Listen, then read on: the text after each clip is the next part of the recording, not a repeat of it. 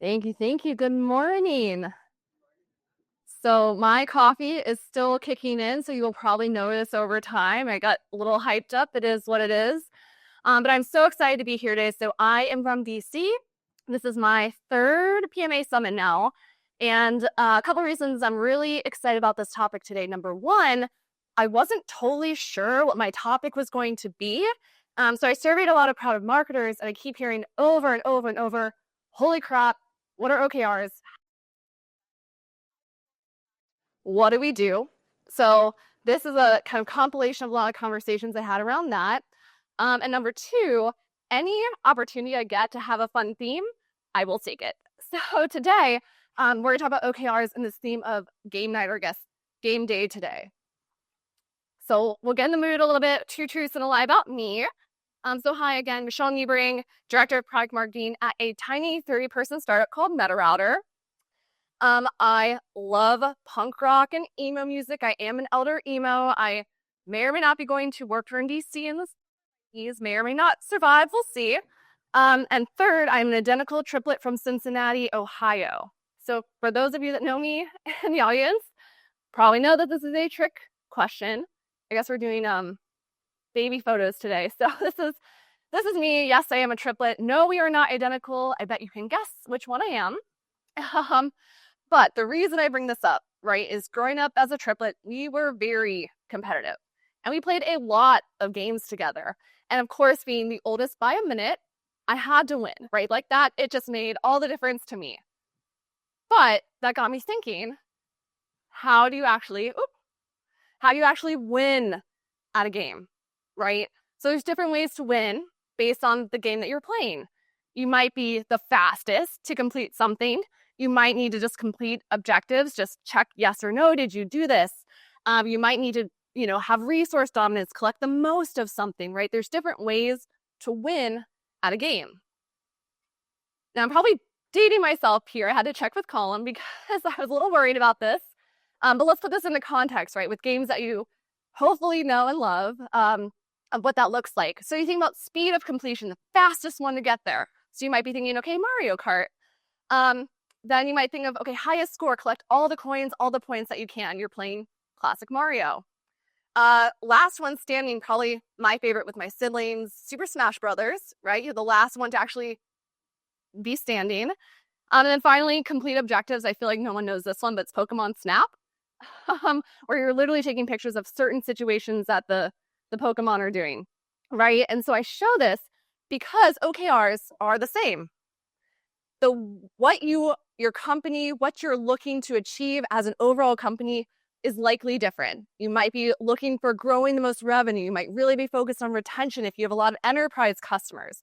There's different ways that you need to think about how you're going to play the game and what OKRs are going to level up to that, right? Because it's not the same for everyone. You're playing different games. That being said, to me, OKRs, I feel like I'm banging my head against the wall because even if you have those numbers, what is product marketing actually responsible for? I was talking to a couple people this morning. They're like, well, everything, right? Like, of course. But just because you can do everything potentially as a product marketer does not mean that you should. So how do we get out of a trap like this and actually focus on what matters, protect our time, and make sure that what we're doing actually levels up to real business results so we can prove our value and prove our worth? So I don't like to work in a vacuum. I have my own thoughts, my own world that I live in, my own kind of B2B tech space that I'm in. So I talked to a bunch of different product marketers. What are they doing? How are they doing it? What do they think about when building OKRs? How do they report on OKRs, right? There's so many different ways and potential opportunities to do this, but it's going to depend on the game that you're playing, right? So of all these 10, I kind of broke it down. We'll dig into 3, what they're doing, what templates they're using. Everything is linked. Don't worry about it. My goal with all of this is to give you guys the opportunity to understand how are others playing the game, how are others winning the game, and then if you happen to have a fun template you want to take along the way, that you have that as well. So now before I get into the stories, I don't know if anyone saw this post from Rich on LinkedIn, maybe? A couple. Okay. This got me excited because not only is this so freaking true, but I probably use this meme more than anything in my life. Sad but true, because that's how I mean, how do you feel all the time? Like, there's so many things we can influence and we can do, but what do we do? So if you haven't followed that thread, I definitely encourage you to check into it because the comments are very spicy, but also very powerful. And the favorite part for me was digging through all those comments and seeing, okay, what am I taking away from that? Where can I relate? Where is something that I can go to that person and say, oh, you had such a great thought, a great idea. How do you think about OKRs? Because it depends so drastically on what you're doing, what you're trying to achieve. And so I pulled out some of the, what I thought were spicy ones here, right? And one that I really liked was that you're like cooking together, right? You're building a dish. You're saying, okay, there's different pieces to the puzzle, different people. You have a sous chef, real chef, like incorporating different ingredients and things like that. But it all comes together to make one big dish. And that's what you have to think about is how do you build that together? But the other comment I really loved is that OKRs are as messy as like the company Christmas party. Also not wrong. So I encourage you, read through those comments when you have the link, because again, there might be someone saying something that resonates with you that you're like, yes, I need to ask questions. Again, how are they doing this? But really interesting conversations there. One that really stuck out to me, a lot of you may know Justin Dorfman. So he is the CEO and co-founder of a company called Asset Mule. So if you're building assets, it's really a cool way to do that. And you'll see this kind of throughout this presentation, the theme of outputs versus outcomes. So outputs, things that you're doing every day, might literally just be that if they're not tied to outcomes. So, trigger warning, if you're like, oh yeah, can you just build that one pager? Can you just do that customer story? Can you just do a case study, right? All of those things that we've heard that we're like, oh no, here we go again. But when you tie that back to outcomes, what are you actually working towards? Then you're actually building something that may be worthwhile, and you can track what is this asset, this launch, this piece doing to then level up to that goal, right? So I encourage you all to think throughout this conversation, again, outputs versus outcomes, and how do we make that measurable? So I'm sorry, like trigger warning, the animations are fun here. It's waking me up. So we have the three people we're going to dig into today. We have Zach, we have Emily, we have Anna, and we're going to dig into their stories of when they had a KPI kind of gone wrong, and how to fix it. So tips and tricks that you can use moving forward in your own organizations. So player one, all right, we're feeling good. We're awake. The coffee's kicking in. Okay, we'll get there. So we'll start with Zach as player one. So Zach is a product marketer at a company called Simon Data. So if anyone knows what a CDP, customer data platform, is, and he was tasked with, hey, let's create a new messaging doc. Cool, but do it fast, right? Have we all heard that? Like, we need this in a month, in a week, whatever it might be. And for him, this was really arbitrary. You're stuffing what could take a couple quarters into a small amount of time for no specific reason, right? Again, output versus outcome. And so for him, you have to think about what are the levels of the conversation here, right? What are the levels of the game that you're playing? And for him, there's what I'll have like little boss names, whatever you want to call it. But there's this meta project trap. There's big OKRs that can't simply fit into a quarter. This is actually something that Chris Thome and Richard King's post mentioned as well. You're fitting big things into a short, arbitrary amount of time. And the second thing here that I caution everyone to think about is OKRs as a task list, right? You're not necessarily trying to achieve something. It's just, hey, we want, again, this new messaging doc, this new piece of content, whatever it might be, that is just, you're checking boxes for the sake of checking boxes. So in this case of, hey, get this messaging doc done, but do it like really fast, what went right and what went wrong? So let's think about first what went wrong. You'll see some fun little quotes I pulled out from our conversations as well that I think are really interesting. A lot of OKR failures. Now Zach used the word failures here, which I think is really interesting, and unrealistic timelines, right? Because what is that conversation like? How do you make sure that one, the timeline is realistic, but two, again, why? Why the heck are you spending your time doing this? And in this case, it was arbitrary. The messaging wasn't spot on. Not that it has to be, but you want to make sure that you're putting a lot of time and effort into getting this right, because if you don't, we all know that hamster wheel that you get on and you cannot get off. Oh, we need to refine this. We have another opinion. All these other things happen. So you have to think about what's realistic and why are you doing it. But in this case, what went right? So one of the things, and I'll show you how to level up in your game for each of these, that Zach really got me thinking about was the difference of key results and key initiatives. So in this case, the objective was to strengthen product messaging to drive higher deal velocity. Now, let me tell you the reason I like that. Deal velocity. It's not necessarily win rates. It's not necessarily revenue specifically, like size of deals. It's not shortening the sales cycle. It's, hey, we need more deals, right? The velocity needs to pick up. So what are the actual objectives or initiatives that need to layer on underneath that, right? And this is a little more manageable in terms of, okay, we do these things to level up to deal velocity. That makes sense. So if we think about how to level up in this case, and this quote that I really love from Zach, OKR should protect your time, not overload it. If you are getting more things on your plate for the sake of having them on your plate, you could be overloading your time with things that aren't going to level up to business results. So yes, you're busy, and yes, you're building probably amazing content, but the higher ups are not going to see the impact of that because there isn't that clear alignment. So something to think about as you're getting those, I'll call them honey-do lists, but task lists within your organization. And so the other thing that Zach told me that kind of caught me off guard was this idea to embrace binary metrics, right? Did you do it? Did you not do it? Now, again, if we think back to outcomes and outputs, doing something, a binary metric, did this get completed, yes or no, is an output. But if you tie that to outcome, then you know that what you're doing is actually going to have an impact. And then finally, brag book. If you don't do this, 100,000% do this. And you probably already are, but the way that I like to do it is anytime a deal is won, that you work with a sales rep to write that announcement in the Slack channel. Hey, we won this deal. Here is why. Here's the content that was used. Here's the use cases we did. Maybe there was a phrase or an email or something that you helped write or content you helped build to help close that deal.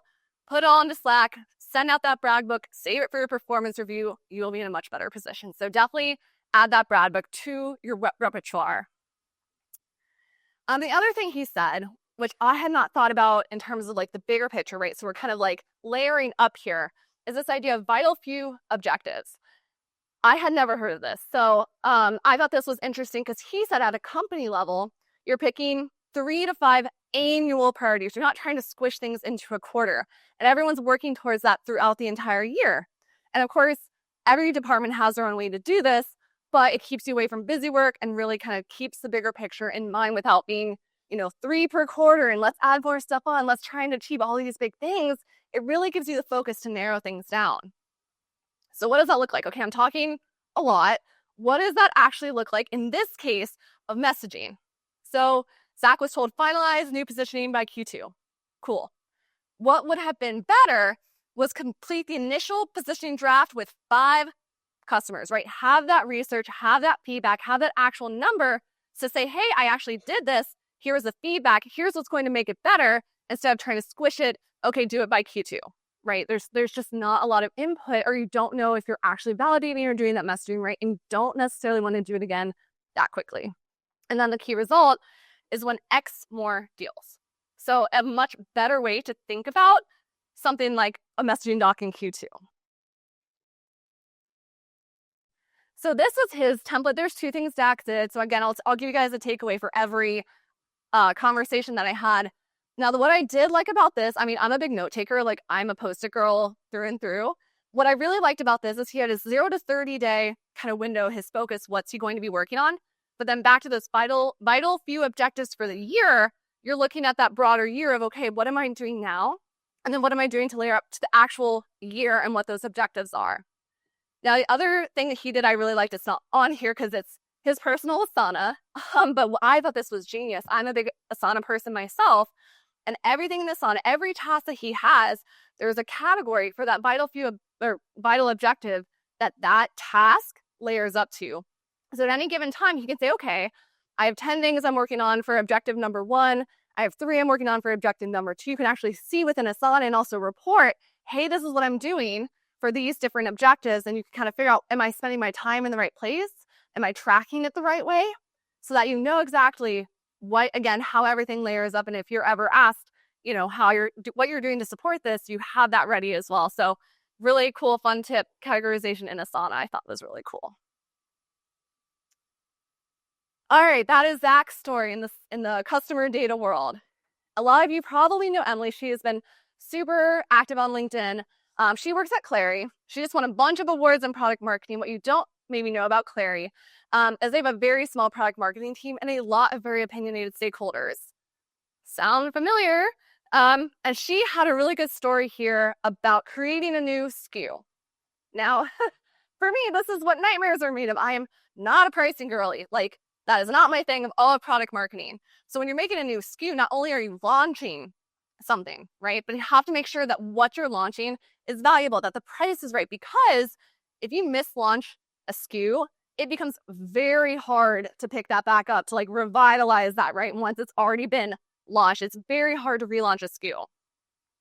So she was playing like highest score, like Mario Kart, right? From Mario, classic Mario. Now, the important levels to this game here, again, very familiar story. One, viability. Is this SKU price right? Is it compelling enough that people will actually pay for it? What is product marketing going to control? What is product marketing not going to control? And if there's any concerns along the way, raise them early. Not super new. We've all played this game before. However, because for her, in this case, the SKU was not validated. It was a hot mess express. If you really need to hear trauma stories, talk to Emily.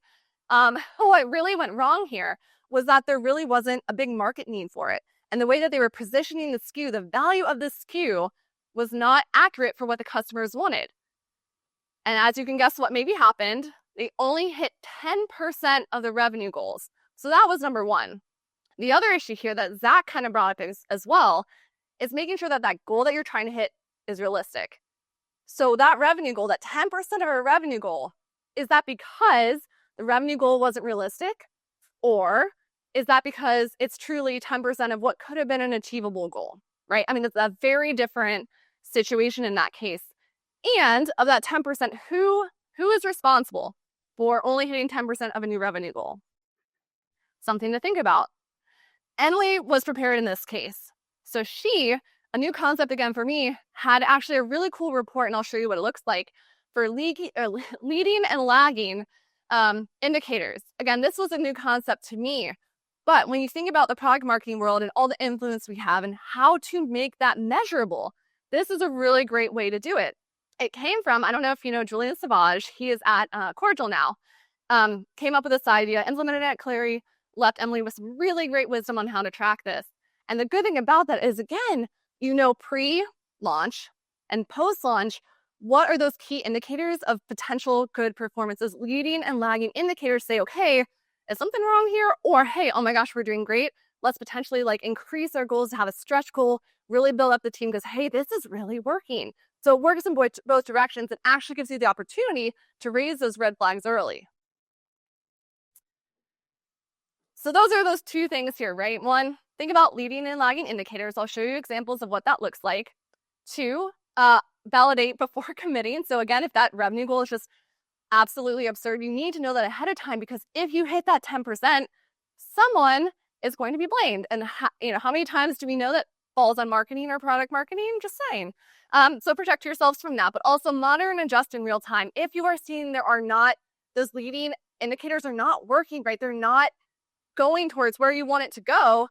What needs to change? Is it the message? Is it the pricing? Is it the value prop overall? Do we need to say, hey, chill, we need to try something else? So we'll look at what that looks like. So this is a couple leading and lagging. You'll have the deck so you all can kind of think about what this means. So one caveat I will say about this is it is project specific. So a launch of a product might look different than a launch of a SKU. There's different goals. So just think about this and the fact that this is different per project. But yeah, think about what that means for your projects overall. And let me probably more importantly show you what this looks like. I'm a little short on time, so we're gonna hyper mode for this. So this, and you have, God bless Emily, have a copy of this you can make yourself use in your organization. This is what it looks like for her in terms of, I'll call them cheat codes or templates. And this is what that looks like for how she tracks that. So what is the quarterly target? What is leading? What's lagging? Is it complete? What's actually the result in terms of reports? Really cool way to think about this. The other thing that I love, I had never heard of this and now I'm like obsessed, is called Tribal. It will take sales talk tracks, the conversations that they're having, and actually tie that back to revenue. Like, to me, like, product marketers' dream is, if I know sales is adopting certain talk tracks and certain value props in their conversations and I can tie that back to deals and revenue, mind blown. Yes, please sign me up. So I'm exploring this, but if you have specific questions on how maybe to apply it in your organization, talk to Emily. All right, we're going to fly through this last one because I love to talk too much. So this is Anna Niles. She's now at G2, but was at CallRail previously. And this was an interesting one, similar to the SKU, but she had a new entry-level starter pack. So anyone that's like in the PLG world, or like you have a core product offering, you have your pricing on your website, and you're like, hey, I want to do an early starter pack type offering, maybe a little lower cost for a little bit of a different sector. That's what Anna was doing at CallRail. And levels of the game, long story short, what happened here is she found that everyone, of course, was signing up for the lowest cost option. So outside of their target market, everyone's like, yeah, I'll just sign up for the lowest cost, lowest barrier to entry, lowest, concern going into it, easier to get budget approved, things like that. But it's not our target market. It's so much harder to get people into the core platform that should be in the core platform if that's where they get started, right? So we don't want that. So what did they do? They adjusted the price, adjusted the value prop, got much more people, and the right people into that new space. Common mistakes, I won't go through that too much. We can think about that down the road. How to level up, so keep them flexible. What I really loved what Anna says, you have that good, better, best. What's really good about a good, better, best is when you hit that stretch goal, if you hit that stretch goal, you can really celebrate even more of what you've achieved because you have those realistic, vetted, and validated goals that you're trying to achieve. And the other thing I thought was very interesting in terms of OKRs we might not think about, time to value, super, super underrated. Yes, in PLG, but I work in enterprise tech. Very important for time to value there as well. So if you're thinking about what OKRs to think about, that's actually a really good one to consider. And Allie's gonna kick me off. So this is her dashboard. Again, you'll have access to this as a template if you want it. The only caveat I would say with this specifically, this is like a cross organization. Keep your product marketing ones tight and focused. You don't want to expand into a huge Excel doc and have another sheet that no one pays attention to, right? But I do really like how she set this up. And at her organization at CallRail, they actually had this live on TVs in the office so you could see what was happening in real time. With all the, tough things to go through with OKRs, there's also victories. I'll let you read this after the conference as well, just to think about some victories there. With all this being said, there is a lot to think about with OKRs, right? Are we doing this right? Are we doing this wrong? At the end of the day, you need to think about outcomes and how are you layering up to that? And of course, with all of marketing, it depends on your industry, depends on your budget, depends on the product. So all these things to think about, but also consider that there's a lot of us out here to help. There's templates, of course, a million, but if you need to think about what are those vital few objectives and how do you layer up to that, that is what you need to think about to make sure you're showing your impact as a product marketer. A quick shout out, I know Senda's in the room. We had a really fun conversation with her on her new podcast about OKRs and what does that mean in an organization. So anyone that's here that wants to talk to her about reverse engineering your OKRs, what does that kind of reverse engineering look like? Senda is in the crowd here today to talk through that as well. We're almost there, Ali, I promise. Okay, key takeaways, the most important part, how to win the game. Know what game you're playing. It is almost always a multiplayer game, so keep that in mind. How do you make sure that stakeholders know what the heck is going on, what you're responsible for, and what you're not responsible for? And in my opinion, this is maybe a hot take, if you have to figure out what specific OKRs you are going to track as a product marketer, for me, it's sales confidence, which I can do with a survey. Do sales NCS actually know what they're saying? Are they confident in the conversations that they're having? And 2 is win rates. Now, you can't necessarily impact the size of a deal, the length of a deal, things like that, but you can help impact how often you're winning or not winning. So if you had to, push me on what would I measure, those are 2 key ones that I would think about. Like this video? We've got loads more on demand. To access all previous event recordings, become a member. When you join, you also get access to more resources, templates, and inspiration from other leaders and PMMs. If you do want to catch us live, though, why not join us at our next event? Simply head to the link in the description to see where we're headed. Thanks for watching, and we'll see you next time.